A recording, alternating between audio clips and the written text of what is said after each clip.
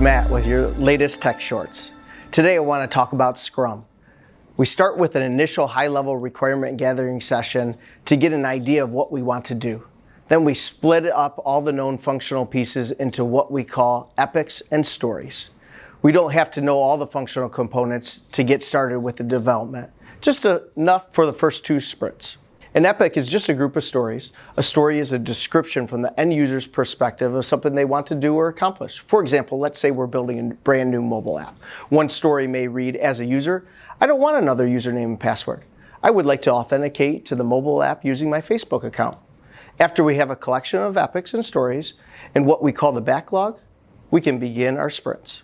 A sprint typically takes 2 weeks. It starts with a sprint planning session. During this session, the team agrees on which stories they will complete during the sprint.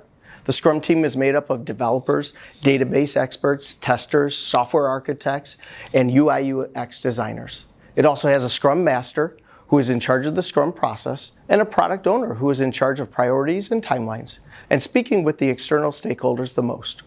Each day we have what we call a daily stand-up.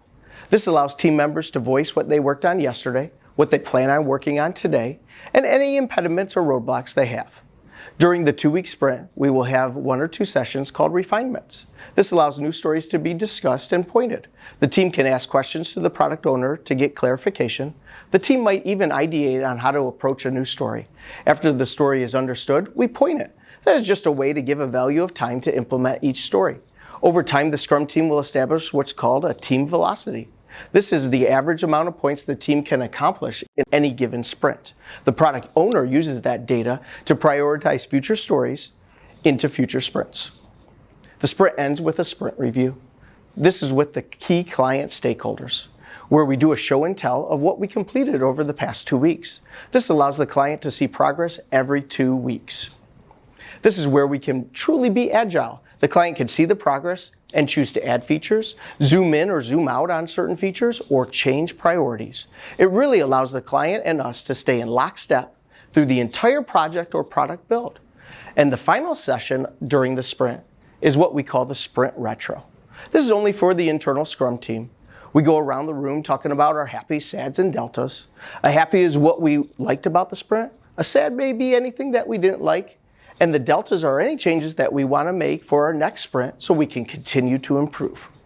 At a high level, this is a quick view into what the Scrum methodology is all about. It gives our clients more satisfaction with the end product and allows us to get it out the door quicker. We have been running Scrum over the past 10 years, and every successful project, every successful client, we reconfirm this decision daily. Most of our Logic team members have been trained and are certified in Scrum. I personally am a certified Scrum Master and certified Scrum product owner. If you'd like to know more about Scrum, how it can work for you, or how we can use it to build out your next project, please reach out. See you next time.